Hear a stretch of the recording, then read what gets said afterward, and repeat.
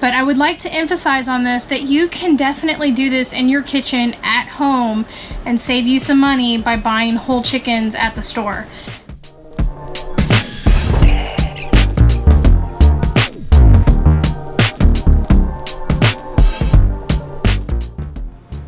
Hi guys, and welcome back to the Black Sheep Meadow. I'm Amber. And I'm Brent. And we got a great one for you today. I like my chicken fried.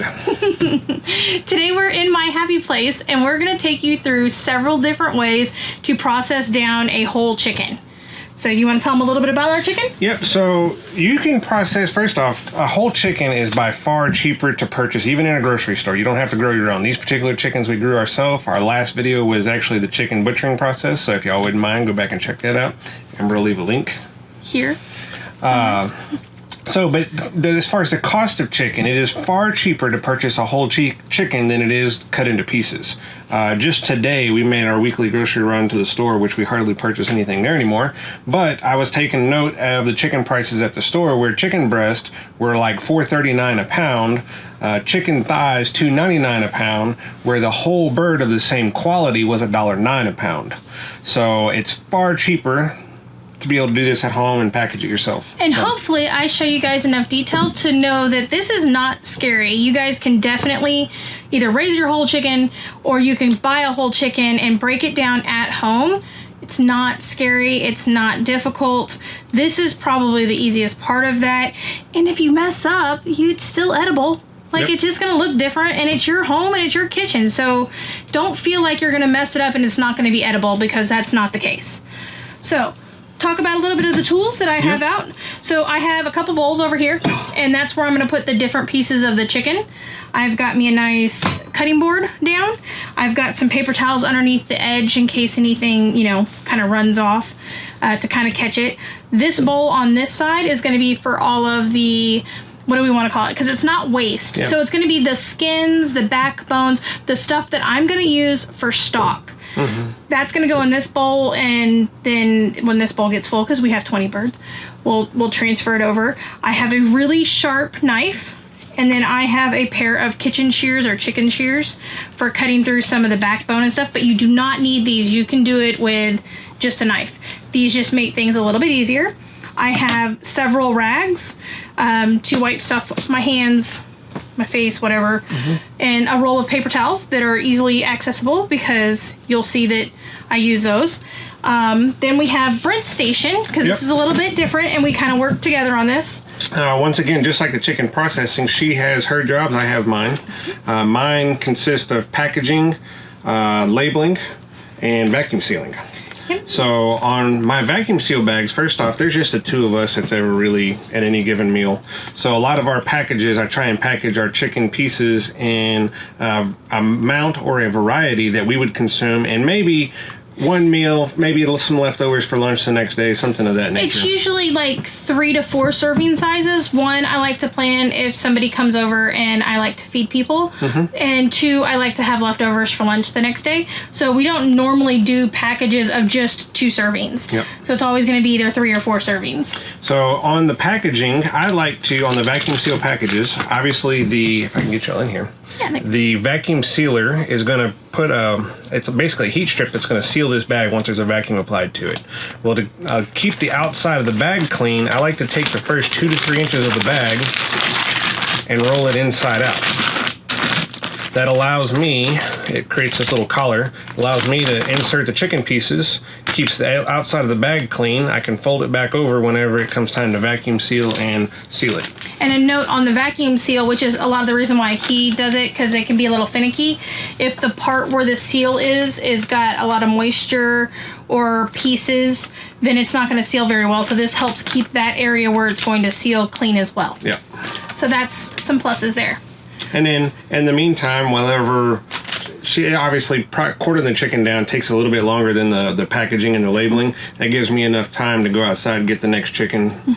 He brings the birds into me, and then I take them from there and I separate them into different pieces, and then we package them up, and then as the table gets full, he runs them out to the freezer for me, and it works really, really well. Yep. So let's get them in a little bit closer, yep, so that they can see what I'm doing, and we can start processing chickens. Yep. Okay guys, so Brent usually brings them to me in a bowl like this. I put a couple paper towels down in the bottom, and you'll probably need to either add more, well, if you're processing 20 of them. If you're just doing one, that's not really a step that you need. But the first thing I normally do is I pat the chicken down just to remove some of the moisture. And the only reason why I'm doing that is to make it not quite so slippery. Safety, we're working with very sharp knives and stuff like that. It's slipping around is not, it's not good, right? We know that. So I just kind of pat it off a little bit. This is also where I inspect to make sure that when we dispatch them, that I got every little pieces that I needed. Like I didn't forget to get my gland. I'll make sure that I didn't miss any feathers. Like there's a little quill there, and I'll pull that off. And I usually just have me a little pile kind of in the corner for some of those little things. Like I'll check, make sure I got them all out of the tail. And I'm just kind of inspecting to make sure that I got everything right. So your bird, probably if you buy it at a store, it's not going to have the neck attached. It'll be shoved in the carcass. So you can either, in my case, I'm just going to leave it on and we'll just work around it. You'll see. The first thing I'm going to do normally is I normally take the leg quarters off. So I'm going to take a really sharp knife. I'm going to pick up the bird from the breast side up, and there's this little pocket. You can see that there. I'm going to kind of pull closer to the breast meat is where I'm going to start my cut, because I'd rather have a little bit extra on this side than end up with not enough because it, relaxed back. So I'm going to slice in here, and you'll see that really just comes right off. I'm picking it up towards me. The important thing is you always want to move your meat to you. Don't chase your meat around the board. You don't want to chase your meat around the board. So now I flipped it over. From the back here, you can see where that thigh is. Hopefully you guys can see that in the camera. So I'm cutting it to the backbone. I'm cutting it down along the feather, or around the feather, tail along the bone. And then I'm gonna come back on this side. I'm looking for that joint. And you'll see where everything goes together. This is where you could use the scissors if you wanted to. Can you see? Right here, there's this, it's a piece of cartilage. I don't even believe it's bone. But I'm just cutting to the inside of that, just like that. See that joint right there? That's what I'm looking for. I'm looking for that joint. And it kind of moves so you can feel it. And I'm trying, you see, I didn't really even cut through a bone there. I just kind of went to that joint. And we have a really pretty leg quarter. I'm going to set it here so we can get all of this together for you. So again, I'm cutting it kind of close to that breastbone because I want that skin on my leg quarters. I'm going to flip it over so that I'm not chasing my meat. Cutting it down this backbone, just to kind of loosen that skin up, because that's what's going to hold you up on the other side. Flip it back over. Let's see if I can get them. There's that little piece. We're just going to follow it down. You see the joint? You see it right there? See how it just popped out? And we're just going to follow it through.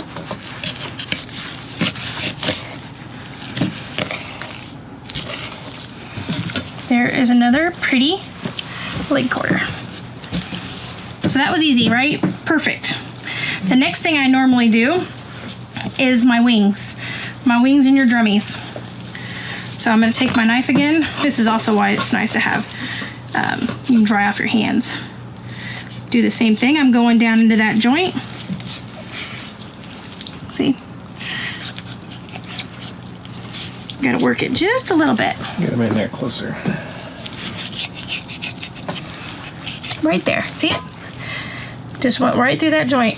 So we'll save that for just a second. Let me get the other one off, and then I'll show you we can break that down a little bit farther too. So I'm gonna do the same thing on this side.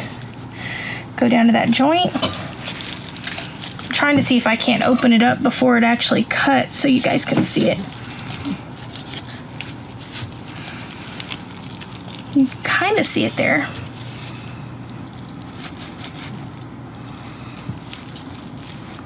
Kind of. I'm not going to be able to see it from that side.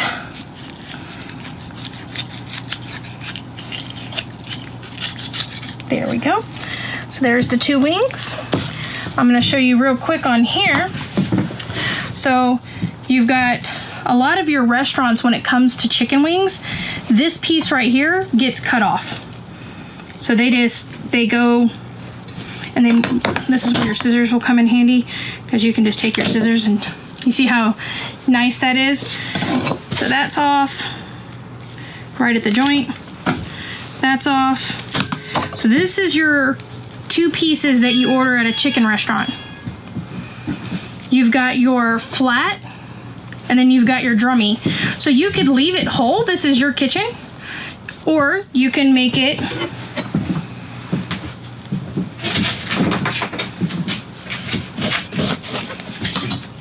two pieces.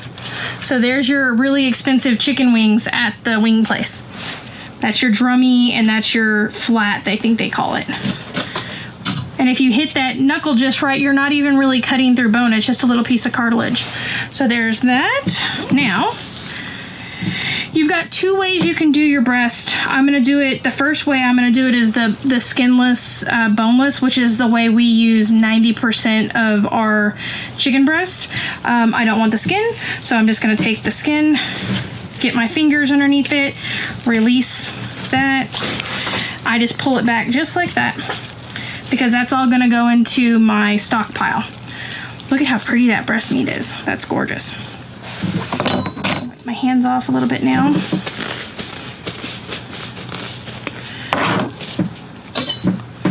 So I'm going to take a sharp knife, and I'm going to run just, it kind of makes a crack. I'm going to make a slit just down that backbone, or it's not, it's the breastbone, I'm sorry, breastbone. There's a piece of cartilage that runs down there, and I'm just running that knife right to that bone, just like that. And that piece that you're seeing kind of separate right there, that's your chicken tender that you pay a lot of money for too. So I'm just kind of running it on the side, and once you get down there, you can kind of use your fingers to separate the meat from that cartilage and bone. That's usually pretty helpful.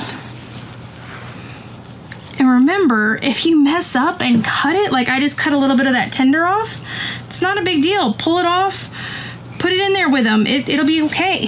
It's not going to be the end of the world here. So now I'm just kind of cutting down that, see if I can get off just the breast, and then I'll do the tender. So I'm just using my fingers. So now I separated that breast meat from the tender. That way I can show you guys the tender. So now I'm along that rib cage, and I'm just running that knife along that rib cage, just like that. So there is a really pretty breast. So here's that chicken tender, and sometimes you could leave this with the breast, so you could have pulled this whole thing off. But I like chicken tenders separately, and you see how this is just coming off with my fingers for the most part. Cut it off like that. And then I will show you guys a trick with that tender here in just a second, but there's my tender. Now I'm going to do the same thing. Wipe my knife off.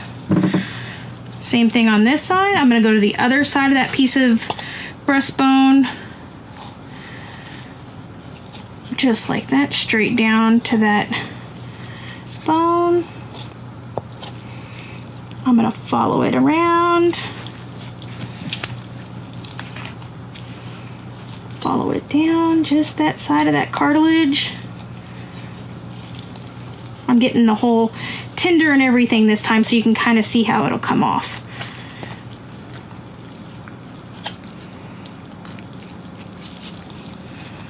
Just like that.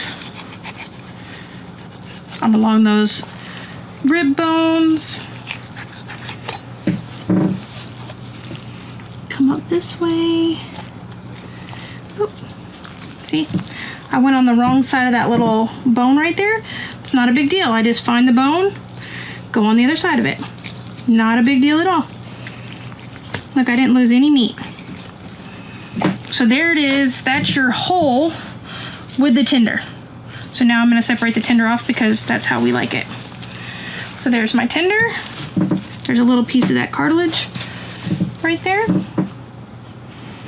This is where a sharp knife comes in handy. So there's another beautiful breast. Now we have carcass, which is going to go, and there's hardly any meat left on this. This is going to go into the big pot. This will be stock that I will absolutely love. So I'm going to stop the camera for just a second. I need to go get I need to go wash my hands real quick, and I'm going to show you something on those tenders. So hang in with me just a second. Okay guys, I'm back. Took a quick break. I wanted to get some of my tools. So on your tenders, go get you a cheap pair of pliers. These are not a cheap pair of pliers, but I'm spoiled and I know this. These are snap-on pliers. I don't know how many kitchens that have snap-on pliers in there that are just for their kitchen, so I'm spoiled. Thanks to Devin. Yeah, thanks to Devin. So you need a pair of pliers, needle nose pliers, which there's several uses for pliers in kitchens, but I primarily use them for this. So then I'm going to take a fork, a good sturdy fork, and I'm going to put it, get them in here closer. Get them in here closer. So the biggest part of a tender is this silly tendon that's here. If you put the tendon through the fork like this, take your good pliers or your cheap pliers, and you just, oops, pull that tendon right out of that tender. Now you have no tendon to fight with when you're making chicken tenders for dinner. So just like that. And I'm just going to pull it through. There's the tendon. No more tendon to worry about. It's awesome. I love it. So what we have here, I'm going to show you guys, break this all down for you. We've got the two breast wings.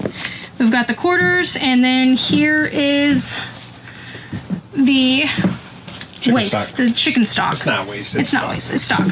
So you could stop right there.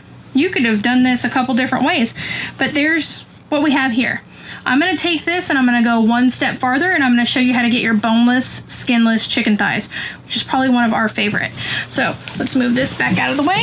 I'd like to take a note too on the chicken carcass. Whenever she makes stock out of it, we're essentially going to boil all the meat off of that, and I'll be left with just the bones. Once the bones are finished in the chicken stock, we're going to dehydrate them, and then I grind them down into a bone meal, which is a calcium supplement for the garden. Yep, and so none of this bird, 100% of this bird gets put to use.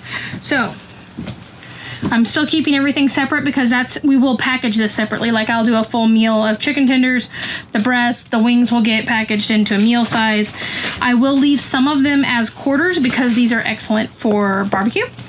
But you want boneless, skinless chicken thighs. So really sharp knife. My paper towel is getting a little funky over here. You might get them in a little bit closer. So this is probably the hardest part of breaking down the chicken. Don't be intimidated by it. Remember, you're not going to make it unedible. So I'm going to kind of try to do this where you guys can see, but some of this you're just going to have to feel. So I'm looking for the joint between the leg and the thigh. I prefer to do it here. I've seen some people that like to prefer it here because you can kind of see where it is. You can kind of feel it if you stick your finger in there. I prefer to go from this side. In my kitchen, that has seemed to be easier. But I'm looking for that where it changes from the leg to the thigh. And I'm going to run my knife pretty much straight down. And hopefully, I hit the joint. You see that? I hit the joint. Yay, me on the first try.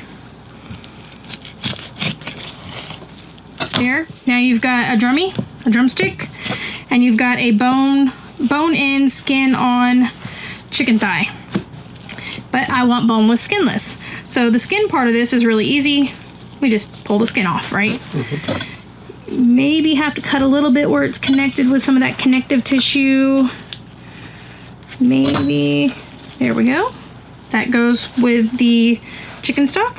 I'm just blotting this down again because I don't want it to be slippery. I'm working with a sharp knife. I don't want to cut myself. So flip it over. I find that it's the easiest to flip it over on this side. Basically what I'm gonna do is I'm kind of pulling that meat away from the bone, and I'm gonna try this with one cut. So I'm trying to just do one cut, and then the rest of it I'm just gonna pull off with my fingers. So I'm just running that knife down to the bone, the tip of that knife to the bone, right? So now I've opened it up, I kind of butterflied it out. So now I'm kind of pulling around the bone with my finger, and it's kind of brutal, but there's a little bit of connective tissue right there. So I'm gonna use my knife, and I'm just cutting down to the bone right there. And I'm trying to just separate it with my finger on both sides, all the way around, till I can work it out. This is, like I said, this is the hardest part, but it's not gonna be inedible if you mess it up, so don't. I'm just running my knife. I made my finger all the way through that bone, but there's some connective tissue at the top and the bottom. So I'm just using that knife to get that part done. Doing the same thing at the bottom. Bone's out. There's a little piece of cartilage right here that I'm just gonna run the knife through to get it around. Just taking my time, don't get in a hurry, don't cut yourself. There we go. Oh, cartilage, boneless, skinless chicken thigh. There we go. I'm gonna do it one more time. See if I can catch that knuckle a little bit better. Find that joint. This leg is big. Find that joint. Go down to it.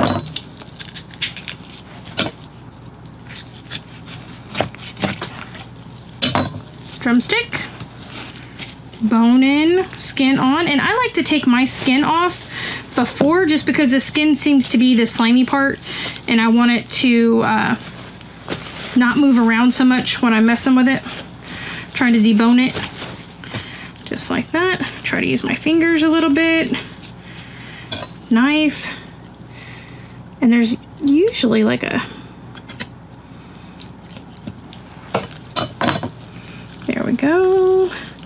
Using my fingers to separate it from the bone. Some people have better knife skills than me, and they can do this with a knife. I would rather use my go caveman or cave woman on it, I guess. Come around this side. I'm gonna put my knife through there.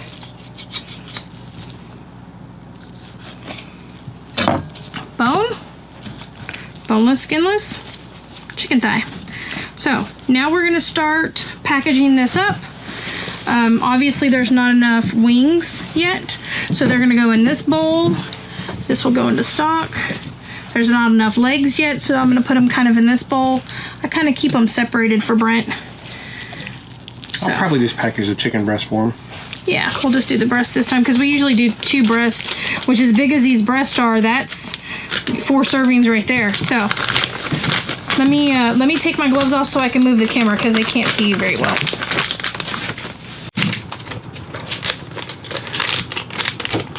All right, so we're gonna get just the chicken breast package for y'all, because everything else is pretty much the exact same, or however you're gonna want it for your family or your homestead. But when packaging these, we've already talked about the package where I roll the lips over to where it's got a collar to where the neck of the package stays clean. I like to, for me on our assembly line, I like to leave my right hand clean, because that's what I'm gonna use to press the buttons on the vacuum sealer and write the labeling on the package with. So I like to hold the package up just like so. We're gonna grab a chicken breast, slide it down in, slide the next chicken breast down in. Now I can roll the package up. Once again, because I rolled the collar, this hand stays completely clean. I can go to the machine now.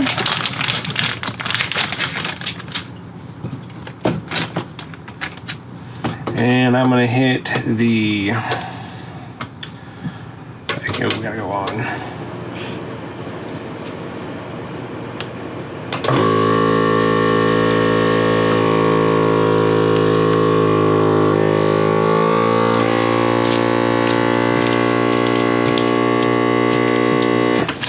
And if you want it on the packaging, vacuum, everybody's going to have their own preference. I try and get them as flat as I possibly can, just simply because it's easier to store in the freezer. So before I go ahead and hit it and seal it, put the heat mark across the top and seal the package, I like to just get them there. So then we're going to see if they're clear.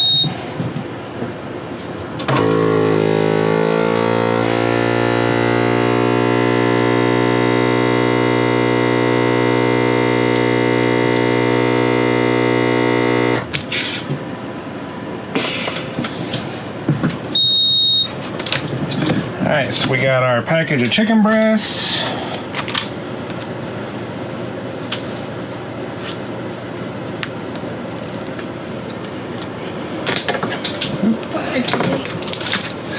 We'll put a date on it. But that's my own special packaging for chicken breast with my own special labeling. I don't know if you guys can see that. Amber probably hates me for it, but it is what it is. I think it's funny. So, process continues for everything else. I'll get a date on it here in a second. Okay guys, so that was a bird from start to finish, and well, at least the breast. But I would like to emphasize on this that you can definitely do this in your kitchen at home and save you some money by buying whole chickens at the store. This is not impossible. I encourage you guys to try this. This is definitely a great way for anyone, large or small homestead, no homestead. This is a great way for you to save some money and enjoy your food. I recommend you even try and grow your own birds. Yes, that would be the winner. You will not go back to store-bought. That's all I can tell you. So we have 19 more birds to do. I don't think you guys want to watch us do 19 more birds. If you have any questions, please let me know down below. We will definitely answer those. And if you missed any part, y'all could always rewind. I'll try to do the time where y'all can fast forward or jump to the specific part down in the description. So, like, subscribe, ring the bell. Become ungovernable. Self-sufficient. Get off the system. We'll see y'all guys next week. We'll see you next week.